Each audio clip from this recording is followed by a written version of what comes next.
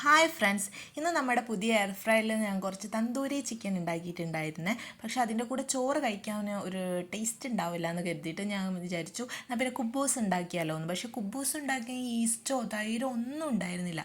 പക്ഷേ നമ്മളൊരു കാര്യം വിചാരിച്ചാൽ നമുക്ക് എങ്ങനെയെങ്കിലും ഉണ്ടാക്കണം എന്നുണ്ടാവുമല്ലോ. അപ്പോൾ ഞാനൊരു റെസിപ്പി റെഡിയാക്കി നോക്കാമെന്ന് കരുതി. അങ്ങനെ ഞാൻ അതിന് വേണ്ടിയിട്ട് മൈദ എടുത്തിട്ടുണ്ട്. അതിലേക്ക് ഉപ്പ്, ബേക്കിംഗ് പൗഡർ, ബേക്കിംഗ് സോഡ, പിന്നെ കുറച്ച് പഞ്ചസാര, പിന്നെ ഞാൻ തൈരും ചെറുനാരങ്ങയും ഇല്ലാത്തത് കൊണ്ട് വിനാഗിരി എടുത്തിട്ടുണ്ട്. ഒരു ടീസ്പൂൺ പോലെ വിനാഗിരിയും ചേർത്ത് കൊടുക്കുന്നുണ്ട്.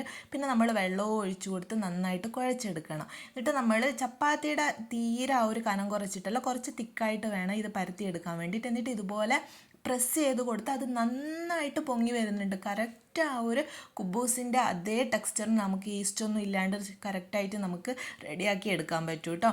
അപ്പോൾ നമ്മൾ ഇത് തയ്യാറാക്കി എടുത്തതല്ലേ എന്ന് വിചാരിച്ച് കുറച്ച് ഷവർമ്മ എങ്ങനെ ഉണ്ടാക്കാമെന്ന് വിചാരിച്ച് ഞാൻ ഇതിൽ മുന്നേ മയോണൈസിൻ ചെയ്ത ഒരു ഷോർട്ട് വീഡിയോ ഇട്ടിട്ടുണ്ടായിരുന്നു. അപ്പോൾ നമ്മുടെ കയ്യിൽ ആ ഒരു പാല് കൊണ്ടുള്ള നല്ല അടിപൊളിയായിട്ടുള്ള മയോണൈസ് ഉള്ളതുകൊണ്ട് തന്നെ കുറച്ച് ഷവർമ്മ ഉണ്ടാക്കാമെന്ന് കരുതിയിട്ട് ഇതുപോലെ ഇത് ഓപ്പൺ ചെയ്ത് കൊടുത്തിട്ട് അതിൻ്റെ ഉള്ളിലേക്ക് കുറച്ച് തന്തൂരി ചിക്കൻ ഉണ്ടാക്കുമ്പോൾ അതിൽ നിന്ന് കുറച്ച് ബോൺലെസ് ആയിട്ടുള്ള പീസ് ഞാൻ സെപ്പറേറ്റ് ആയിട്ട് ഗ്രില്ല് ചെയ്തെടുത്തിട്ടുണ്ടായിരുന്നു.